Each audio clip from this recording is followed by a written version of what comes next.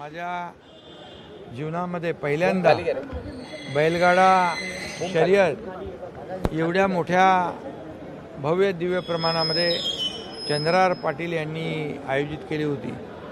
5 लाखापेक्षा जास्त लोक त्या ठिकाणी होते आणि त्यामध्ये लाखो लोक सहभागी झाले होते बैलगाडी शर्यत पाहण्यासाठी। आणि खऱ्या अर्थाने बैल हा शेतकऱ्यांचा सोबती असतो, साथी असतो आणि शेतकऱ्यांसाठी देखील ही बैलगाडा शर्यत अतिशय महत्त्वाची ठरली। मोठ्या प्रमाणावर त्या ठिकाणी फॉर्च्युनर, त्याचबरोबर थार गाडी, ट्रॅक्टर, टू व्हीलर अशी मोठी बक्षिसं त्या ठिकाणी लावली होती। आणि एक शेतकरी 10-15 लाख रुपये त्याच्यावर कर्ज होतं, तो फॉर्च्युनर जिंकला। आणि त्याच्यामध्ये पहिल्यांदा लाडक्या बहिणींचा सहभाग देखील या बैलगाडा शर्यतीमध्ये होता। हा देखील इतिहास होता। श्वानांची शर्यत होती, म्हणजे बैल हा आपला शेतकऱ्यांचा मित्र आणि श्वान हा शेतकऱ्यांचा प्रामाणिक मित्र, अशा शर्यती त्या ठिकाणी रंगल्या होत्या। आणि चंद्रार पाटील यांनी अतिशय उत्तम आयोजन त्याचं केलं त्याबद्दल। आणि आज बक्षीस समारंभ होता। मी मनापासून सगळ्यांना ज्यांना पारितोषिक मिळाले, जे विजेते आहेत, त्यांचं अभिनंदन करतो।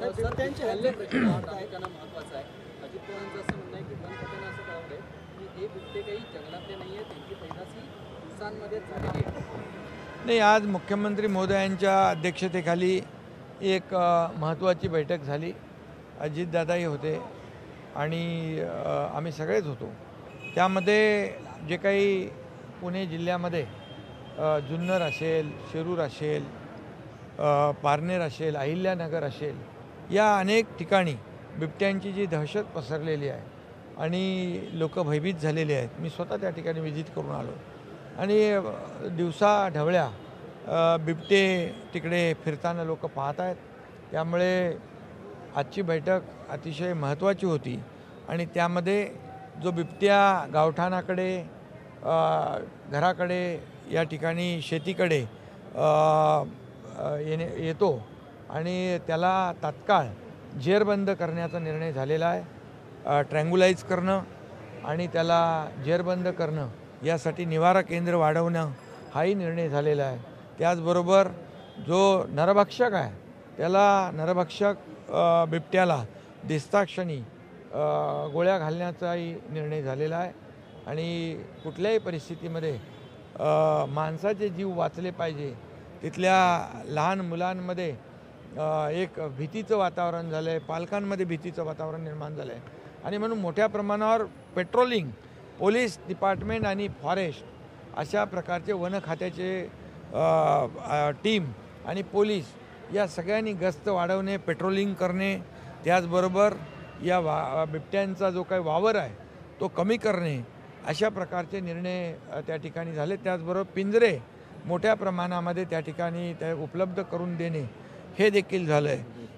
आणि रेस्क्यू सेंटर जे आहे ते वाढवणं, याच्यावर देखील निर्णय झालेला आहे। आणि मला वाटतं की ही जी काही टीम आहे, फॉरेस्टची टीम, त्याला बेशुद्ध करण्याचं, ट्रँग्युलाइज करण्याचं जी काही प्रक्रिया आहे, यासाठी देखील मोठ्या प्रमाणावर मॅनपॉवर आणि जी काही यंत्रणा आहे ती उभी करण्याचा निर्णय झालेला आहे।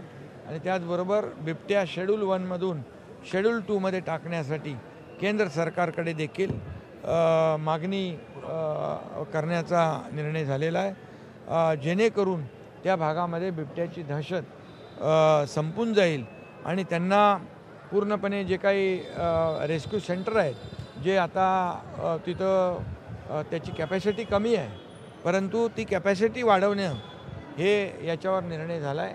आणि त्यासाठी जे काही करावं लागेल ते शासन करेल।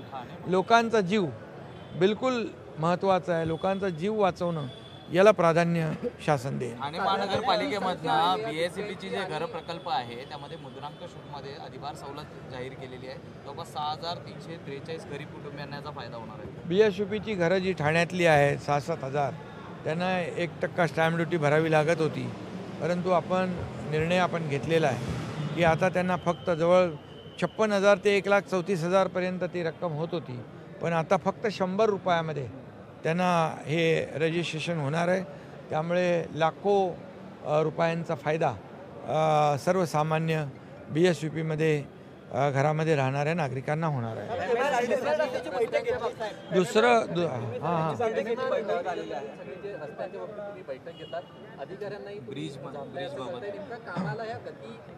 MMR मधल्या जे काही फ्लायओव्हर आहेत, ROB आहेत, रस्ते आहेत, मग ते BMCचे आहेत, MMRDAचे आहेत, MSRDCचे आहेत, या सर्व जे रस्ते आणि फ्लायओव्हर आहेत, हे फ्लायओव्हर वर जे काही खड्डे आणि पावसामुळे जी काही त्याच्यावर जी काही प्रक्रिया करणं आवश्यक आहे रिसर्फेसिंगची, ही युद्ध पातळीवर रिसर्फेसिंग करण्याच्या सूचना मी दिलेल्या आहेत.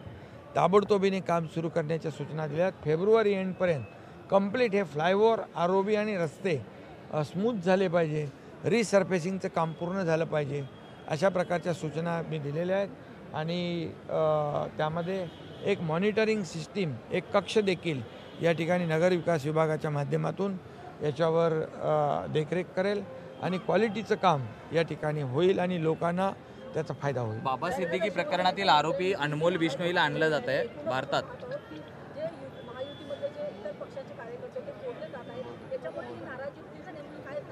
नाही, आज मुख्यमंत्री महोदयांच्याबरोबर आमची चर्चा झाली, बैठक झाली आणि त्या बैठकीमध्ये महायुती मजबूत झाली पाहिजे.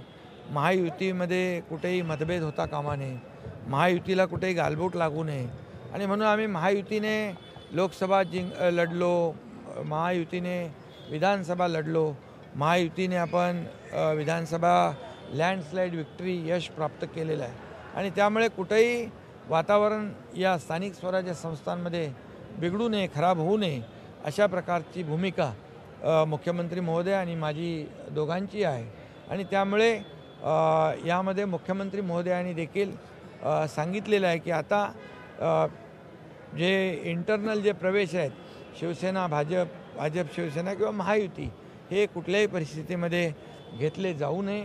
प्रत्येकाने आचारसंहितेचं पालन केलं पाहिजे, म्हणजे आपल्या पक्षाची आचारसंहिता. आणि त्यामुळे मी देखील आमच्या सर्व पदाधिकारी कार्यकर्त्यांना सूचना दिलेल्या आहेत आणि मुख्यमंत्री महोदय स्वतः त्यांच्या देखील कार्यकर्त्यांना आणि त्यांच्या पदाधिकाऱ्यांना अतिशय सक्त सूचना देतील आणि महायुती कुठेही महायुतीमध्ये मिठाचा खडा नाही, गालबोट लागणार नाही आणि मतभेद होणार नाही याची काळजी घ्या. अनमोल बिश्नोई प्रकरणात बाबा सिद्दीकी हत्या प्रकरणातील आरोपी अनमोल बिश्नोईला भारतात आणलं जातं. आज मुख्यमंत्री आणि आमची चर्चा झाली, बाबा सिद्दीकी प्रकरणातील अतिशय व्यवस्थित चर्चा झाली. बाबा सिद्दीकी प्रकरणातील आरोपी अनमोल बिश्नोईला भारतात आणलं जात आहे, कसं पाहता प्रत्यारोप मोठं आहे? खरं म्हणजे बाबा सिद्दीकी आपले लोकप्रतिनिधी होते आणि ही त्यांची हत्या ही खरं म्हणजे एक दुर्दैवी घटना घडलेली आहे, दुःखद घटना घडलेली आहे. आणि म्हणून जी काही हत्या, पोलीस त्याचा तपास करतात, गृह विभाग तपास करतात, मुख्यमंत्री महोदय स्वतः त्यामध्ये लक्ष घालून आहेत. त्यामुळे त्याचे मारेकरी जे आहेत हे अटक झाले पाहिजे अशी भूमिका सरकारची आहे. त्यांच्या कुटुंबियांची देखील तीच भावना आहे की ज्यांनी त्यांची हत्या केली आहे त्यांना सजा झाली पाहिजे. सर पीएम मोदी और अमित शाह दोनों ने इस बात को कहा है कि जिस तरह से बाहर के गैंगस्टर्स हैं उन्हें वापस लाया जाएगा. ऐसे में अनमोल बिश्नोई को भारत वापस लाना एक बड़ी प्रक्रिया है भारत सरकार की तरफ से. प्रधानमंत्री नरेंद्र मोदी जी और गृह मंत्री अमित भाई, ये देश का दुश्मन कोई भी हो उसको छोड़ेंगे नहीं.